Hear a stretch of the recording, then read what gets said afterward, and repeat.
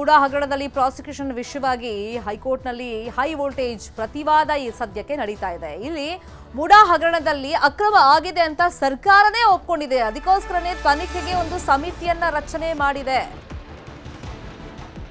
ಇಲ್ಲಿ ಐಎಎಸ್ ಅಧಿಕಾರಿಗಳ ನೇತೃತ್ವದಲ್ಲಿ ಒಂದು ಸಮಿತಿ ರಚನೆಯಾಗಿದೆ. ರಾಜ್ಯಪಾಲರು ಅನುಮತಿಯನ್ನ ನೀಡುವಾಗ ಪ್ರಾಸಿಕ್ಯೂಷನ್ಗೆ ಪರ್ಮಿಷನ್ ಅನ್ನು ಕೊಡುವಂತ ಸಂದರ್ಭದಲ್ಲಿ ಅದನ್ನೆಲ್ಲ ಕನ್ಸಿಡರ್ ಮಾಡಿದ್ದಾರೆ. ನಿವೃತ್ತ ನ್ಯಾಯಮೂರ್ತಿಗಳ ನೇತೃತ್ವದಲ್ಲೇ ತನಿಖೆಗೆ ಅಂತ ಹೇಳಿ ಒಂದು ಸಮಿತಿ ರಚನೆಯಾಗಿದೆ. ಐಎಎಸ್ ಅಧಿಕಾರಿ ನೇತೃತ್ವದಲ್ಲಿ ಸಮಿತಿ ರಚನೆಯಾಗಿದೆ. ಒಂದ್ ಕಡೆ ಅಕ್ರಮ ಆಗಿಲ್ಲ ಅಂತ ಸರ್ಕಾರದವರು ಹೇಳ್ತಿದ್ದಾರೆ, ಇನ್ನೊಂದ್ ಕಡೆ ಮೇಲ್ನೋಟಕ್ಕೆ ಅಕ್ರಮ ಆಗಿದೆ, ತನಿಖೆ ಆಗಬೇಕು ಅಂತ ಹೇಳಿ ಸರ್ಕಾರದ ಕಡೆಯಿಂದನೇ ಸಮಿತಿ ರಚನೆಯಾಗಿದೆ. ಇದೆಲ್ಲ ರಾಜ್ಯಪಾಲರು ಅನುಮತಿ ಕೊಡುವಂತ ಸಂದರ್ಭದಲ್ಲಿ ಕನ್ಸಿಡರ್ ಮಾಡಿದ್ದಾರೆ. ಈ ಬಗ್ಗೆ ಜೆಬಿ ಪಾಠಕ್ ವರ್ಸಸ್ ಸಿಬಿಐ ಪ್ರಕರಣದಲ್ಲಿ ದೆಹಲಿ ಹೈಕೋರ್ಟ್ ತೀರ್ಪೇನು ಕೊಟ್ಟಿದೆ. ಸೊ ಆ ಬಗ್ಗೆ ಈಗ ಉಲ್ಲೇಖವನ್ನ ಮಾಡಲಾಗ್ತಿದೆ. ಸರ್ಕಾರ ತನಿಖೆಗೆ ಅಂತ ಹೇಳಿ ಆಯೋಗ ರಚನೆ ಮಾಡಿಕೊಂಡಿದೆ. ಅದರ ಪ್ರಶ್ನಾವಳಿ ನೋಡಿ ಹೆಂಗಿದೆ. ಸರ್ಕಾರಕ್ಕೆ ಗೊತ್ತಾಗಿದೆ ಮೇಲ್ನೋಟಕ್ಕೆ ಮೂಡಾದಲ್ಲಿ ಅಕ್ರಮಗಳು ನಡೆದಿದೆ ಅಂತ ಹೇಳಿ. ಅಕ್ರಮ ಆಗಿರುವಂತ ಹಿನ್ನೆಲೆಯಲ್ಲಿನೇ ನಿವೇಶನ ಹಂಚಿಕೆ ಅಕ್ರಮದ ಬಗ್ಗೆ ತನಿಖೆಗೆ ಸೂಚನೆಯನ್ನು ನೀಡಲಾಗಿದೆ. ಇಲ್ಲಿ ನಿವೃತ್ತ ನ್ಯಾಯಮೂರ್ತಿ ನೇತೃತ್ವದಲ್ಲಿ ಐಎಎಸ್ ಅಧಿಕಾರಿ ನೇತೃತ್ವದಲ್ಲಿ ಒಂದು ಸಮಿತಿ ಮಾಡ್ಕೊಂಡಿದ್ದಾರೆ. ಆದ್ರೆ ಸರ್ಕಾರ ಏನ್ ಹೇಳ್ತಿದೆ, ಮೂಡಾದಲ್ಲಿ ಅಕ್ರಮ ಆಗಿಲ್ಲ, ಸಿಎಂ ಪಾತ್ರ ಇಲ್ಲ ಅಂತ ಹೇಳ್ತಾರೆ. ಆದ್ರೆ ಮೇಲ್ನೋಟಕ್ಕೆ ಅಕ್ರಮ ಆಗಿದೆ ಅಂತಾನೆ ಒಂದು ತನಿಖೆಯನ್ನ ಮಾಡಿಸ್ತಿದ್ದಾರೆ ಸಮಿತಿ ರಚನೆ ಮಾಡಿಕೊಂಡು. ರಾಜ್ಯಪಾಲರು ಇದೆಲ್ಲ ಗಮನಿಸಿದ್ದಾರೆ. ಈ ಆಧಾರದ ಮೇಲೆನೆ ಪ್ರಾಸಿಕ್ಯೂಷನ್ಗೆ ಅವ್ರು ಪರ್ಮಿಷನ್ ಅನ್ನ ಕೊಟ್ಟಿರೋದು. ಸರ್ಕಾರಕ್ಕೆ ಮೇಲ್ನೋಟಕ್ಕೆ ಅಕ್ರಮ ಆಗಿರೋದು ಕಾಣಿಸ್ತಿದೆಯಲ್ಲ, ಒಂದು ಸಮಿತಿಯನ್ನ ಮಾಡ್ಕೊಂಡಿದಾರಲ್ಲ ಅವರು. ಅದರಿಂದಾನೇ ರಾಜ್ಯಪಾಲರು ಇಲ್ಲಿ ಅಕ್ರಮ ಆಗಿದೆ ಅಂತ ಗೊತ್ತಾಗಿದೆ ಪ್ರಾಸಿಕ್ಯೂಷನ್ಗೆ ಪರ್ಮಿಷನ್ ಕೊಟ್ಟಿರೋದು ಅಂತ ಹೇಳಿ ನಾವದಿಗೆ ಅವರು ಕೋರ್ಟ್ ಗಮನಕ್ಕೆ ತರ್ತಾ ಇದ್ದಾರೆ. ಇದೇ ವಿಷಯವಾಗಿ ಜೆಬಿ ಪಾಠಕ್ ವರ್ಸಸ್ ಸಿಬಿಐ ಪ್ರಕರಣದಲ್ಲಿ ದೆಹಲಿ ಹೈಕೋರ್ಟ್ ತೀರ್ಪೇನು ಕೊಟ್ಟಿತ್ತು. ಸೊ ಅದ್ರ ಬಗ್ಗೆನೂ ಕೂಡ ಅವರು ಉಲ್ಲೇಖ ಮಾಡ್ತಾ ಇದ್ದಾರೆ.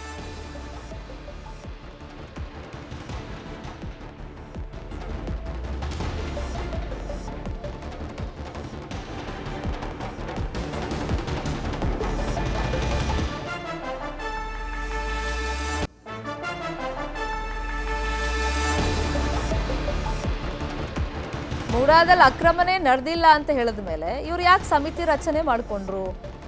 ಸರ್ಕಾರಕ್ಕೆ ಗೊತ್ತಿದೆ ಮೇಲ್ನೋಟಕ್ಕೆ ಇಲ್ಲಿ ಅಕ್ರಮ ನಡೆದಿದೆ ಅಂತ. ಅದರಿಂದಾನೇ ಇವರೊಂದು ಸಮಿತಿಯನ್ನ ರಚನೆ ಮಾಡಿದ್ದಾರೆ. ಅದು ನಿವೃತ್ತ ನ್ಯಾಯಮೂರ್ತಿ ಮತ್ತೆ ಐಎಎಸ್ ಅಧಿಕಾರಿ ನೇತೃತ್ವದ ಸಮಿತಿ. ಒಂದ್ ಕಡೆ ಅಕ್ರಮ ಆಗಿಲ್ಲ ಅಂತ ಸರ್ಕಾರದವ್ರು ಹೇಳ್ತಾರೆ, ಇನ್ನೊಂದ್ ಕಡೆ ತನಿಖೆಗೆ ಅಂತ ಹೇಳಿ ಆಯೋಗವನ್ನ ರಚನೆ ಮಾಡ್ಕೊಂಡಿದ್ದಾರೆ.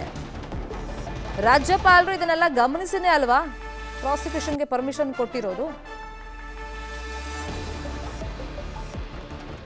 ನಿವೇಶನ ಹಂಚಿಕೆ ಅಕ್ರಮದ ಬಗ್ಗೆ ಮೇಲ್ನೋಟಕ್ಕೆ ಅಕ್ರಮ ಆಗಿರೋದ್ರ ಬಗ್ಗೆ ಸರ್ಕಾರನೇ ಒಪ್ಕೊಂಡಂಗ ಆಯ್ತು. ತನಿಖೆ ಮಾಡ್ಸಕ್ಕೆ ಹೇಳಿದ ಮೇಲೆ, ಒಂದು ಆಯೋಗವನ್ನ ರಚನೆ ಮಾಡಿದ ಮೇಲೆ.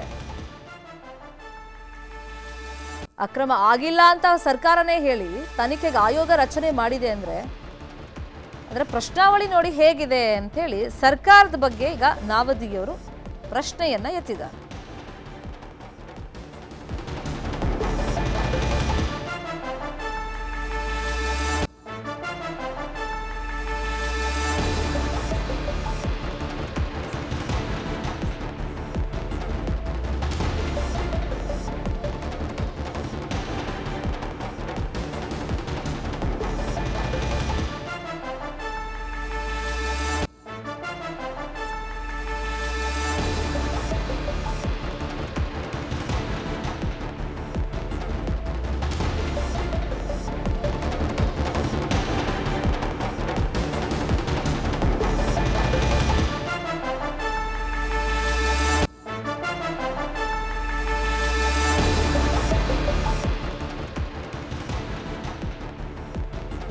ಮೂಡಾದಲ್ಲಿ ಅಕ್ರಮ ಆಗಿದೆಯಾ ಆಗಿಲ್ವಾ ಆ ಬಗ್ಗೆನೂ ಕೂಡ ಈಗ ಪ್ರತಿವಾದದಲ್ಲಿ ಪಾಯಿಂಟ್ಗಳು ಬರ್ತಾ ಇದೆ.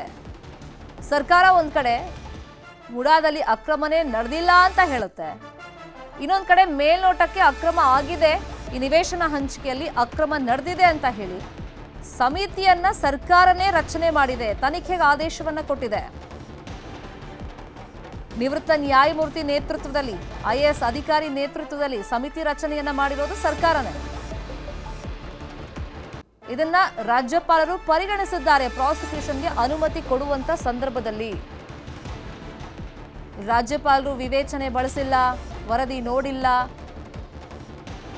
ಅದೆಲ್ಲ ಗಮನದಲ್ಲಿ ಇಟ್ಕೊಂಡೇ ವಿವೇಚನೆಯನ್ನ ಬಳಸಿನೇ ರಾಜ್ಯಪಾಲರು ಪ್ರಾಸಿಕ್ಯೂಷನ್ಗೆ ಅನುಮತಿ ಕೊಟ್ಟಿರೋದು. ಸರ್ಕಾರದ ನಡೆ ಬಗ್ಗೆನೂ ಕೂಡ ನಾವದಿಗೆಯವರು ಇದೀಗ ಪ್ರಶ್ನೆಯನ್ನ ಮಾಡ್ತಾ ಇದ್ದಾರೆ. ಸಮಿತಿ ರಚನೆ ಆಗಿ ಆದೇಶ ಕೊಟ್ಟಿದ್ದಾರೆ ತನಿಖೆಗೆ ಅಂದ ಮೇಲೆ ಮೇಲ್ನೋಟಕ್ಕೆ ಅಕ್ರಮ ಆಗಿದೆ ಅಂತ ಸರ್ಕಾರನೇ ಒಪ್ಕೊಂಡಂಗಾಯ್ತು. ಸರ್ಕಾರಕ್ಕೆ ಮೇಲ್ನೋಟಕ್ಕೆ ಈ ಅಕ್ರಮಗಳ ಬಗ್ಗೆ ಗೊತ್ತಾಗಿದೆ, ಕಂಡು ಬಂದಿದೆ. ಹೀಗಾಗಿಯೇ ನಿವೇಶನ ಹಂಚಿಕೆ ಅಕ್ರಮದ ಬಗ್ಗೆ ತನಿಖೆಗೆ ಸರ್ಕಾರ ಆದೇಶ ಕೊಟ್ಟಿದ್ದು, ಸಮಿತಿ ರಚನೆ ಮಾಡಿರೋದು. ಇದನ್ನ ರಾಜ್ಯಪಾಲರು ಕನ್ಸಿಡರ್ ಮಾಡಿದ್ದಾರೆ.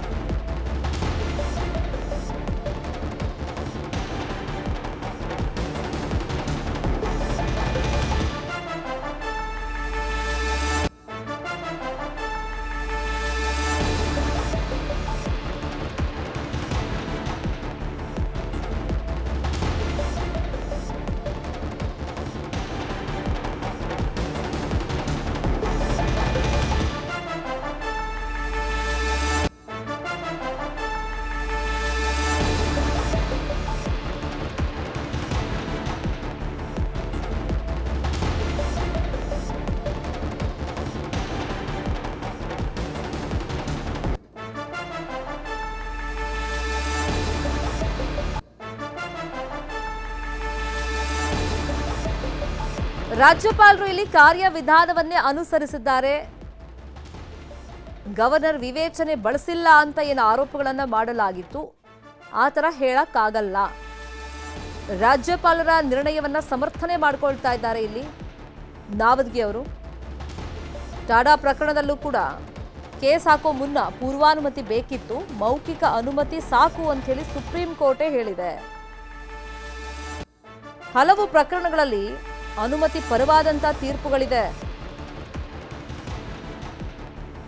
ಇಲ್ಲಿ ಬಿಎಸ್ ಯಡಿಯೂರಪ್ಪ ತೀರ್ಪು ಯಾವುದೇ ಕಾನೂನನ್ನ ನಿರ್ಮಿಸೋದಿಲ್ಲ, ಹೀಗಾಗಿ ಆ ತೀರ್ಪನ್ನ ಇಲ್ಲಿ ಪರಿಗಣನೆಗೆ ತಗೊಳ್ಳೋಕೆ ಸಾಧ್ಯ ಇಲ್ಲ.